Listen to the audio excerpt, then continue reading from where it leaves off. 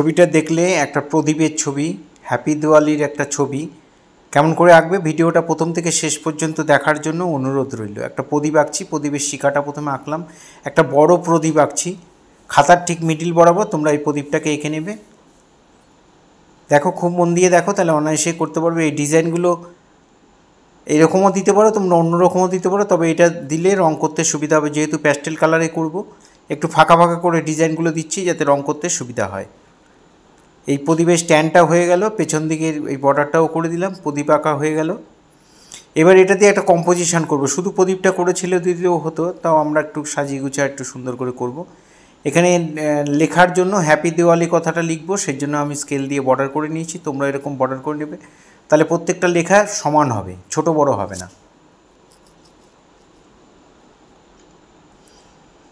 আমি সিঙ্গেল লাইনে লিখে জায়গাটাকে কভার করছি, পরে যখন আমি বর্ডার করব তখন ডবল লাইন করে দেব।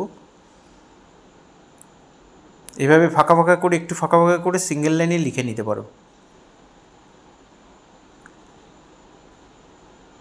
এখানটা আমি উল্টো দিকে বর্ডার করে দিচ্ছি। এখানটায় আমি একটা ব্যালকনি করে দেব। ব্যালকনিটার মধ্যে অনেক প্রদীপ জ্বালানো রয়েছে, সেটাও করে দেব। ব্যালকনির এখানে রেলিংটা করে দিচ্ছি।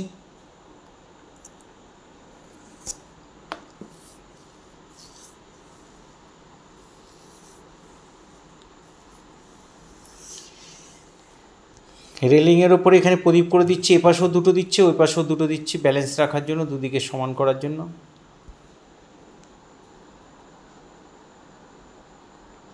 জায়গা অনুযায়ী তোমরা দিয়ে দেবে, দুটো তিনটে যেটুকু জায়গায় হয় ফাঁকা ফাঁকা করে সুন্দর করে দিয়ে দেবে। এখানে একটা আলপনা করা রয়েছে, সেই আলপনাটাকে আমি আঁকছি। আলপনার উপর প্রদীপটা বসানো আছে।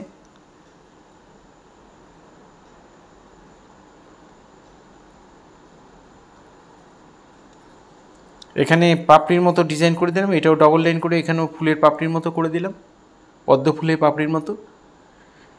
এখানে ডিজাইনটা আমি একটু চেঞ্জ করে দিচ্ছি, মিডিলের ডিজাইনটা।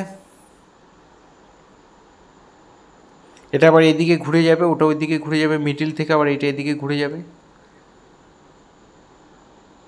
এবার আমি টোটাল ছবিটার উপর মার্কার দিয়ে বর্ডার করে নিয়েছি। তোমাদের কাছে মার্কার থাকলে বর্ডার করে নেবে, না থাকলে স্কেচ পেন দিয়েও বর্ডার করে নিতে পারো। যেহেতু প্যাস্টেল কালার, এই ধরনের ছবি একটু বর্ডার করলে দেখতে ভালো লাগে, তাই আমি বর্ডার করে নিয়েছি। বর্ডার ছাড়াও করা যায়, একটু ধরে ধরে রং করতে হবে।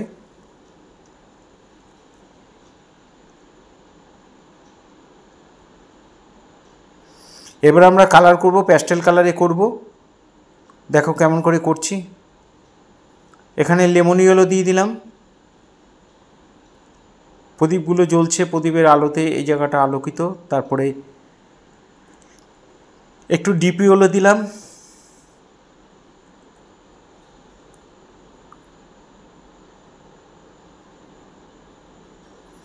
আর লেখার জায়গাটা আমি ফ্লুরোসেন্ট ইয়েলো দিয়ে দিয়েছি। তোমাদের কাছে যদি থাকে ফ্লুরোসেন্ট ইয়েলো করবে, না থাকলে লেমন ইয়েলো দিয়ে দেবে।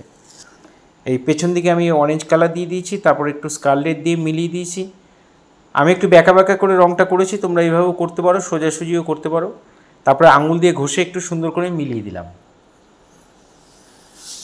রেলিংয়ের ওপরটা আমরা ইয়েলো অকার আর লেমন ইয়েলো দিয়ে দিয়েছি। আগুনের মধ্যে একটু ডিপ ইয়েলো আর একটু স্কারলেট যে রেডটা সেটা দিয়ে দিয়েছি।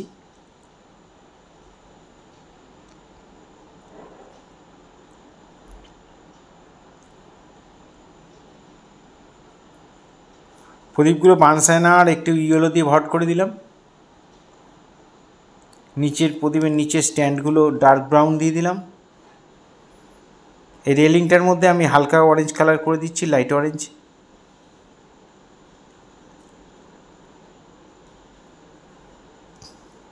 এই রেলিংগুলো ইয়েলো আর ইয়েলো অকার দিয়ে দিলাম।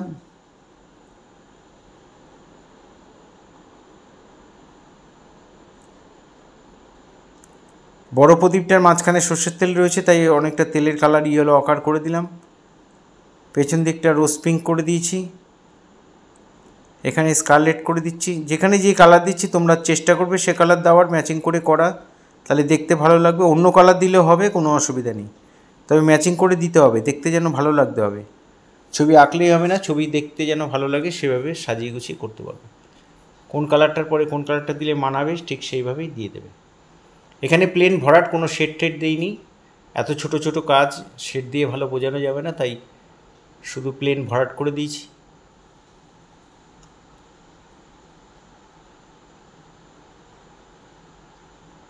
এবার আলপনা প্রদীপটা হয়ে গেছে, প্রদীপ ছোটোগুলোও হয়ে গেছে, রেলিং হয়ে গেছে। এবার আমরা আলপনাটা যে দেওয়া আছে রঙ্গোলি, সেটা আমি এখানে কালার করছি। এটা ফ্লুরোসেন্ট ইয়েলো দিচ্ছি, তোমাদের কাছে থাকলে দেবে, নাহলে লেমন ইয়েলো দিয়ে দেবে।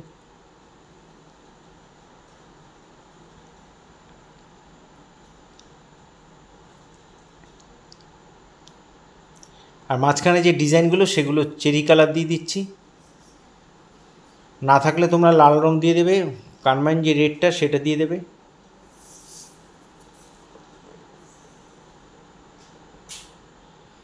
বর্ডারটা কোবাল্ট ব্লু দিয়ে দিয়েছি, আর এখানে রোজ পিঙ্ক দিয়ে আমি এখানে পাপড়িগুলো করে দিচ্ছি।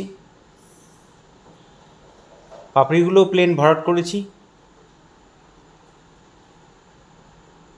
আর উপরের দিকে যে অংশটা সেটা আমি পার্পল কালার দিয়ে ভরাট করে দিচ্ছি। মাঝখানে যে সাদা রয়েছে ওইখানে আমি মেরুন কালার দিয়ে দিলাম, বা কারমাইন রেড, যেটা খুশি দিয়ে দেবে।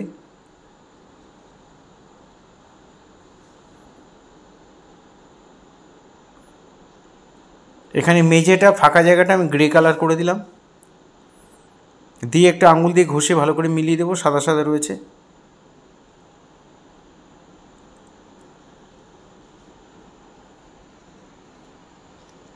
রেলিংয়ের যে ফাঁকা অংশটা সেখানটায় আমি ডার্ক ব্রাউন দিয়ে ভরাট করে দিচ্ছি।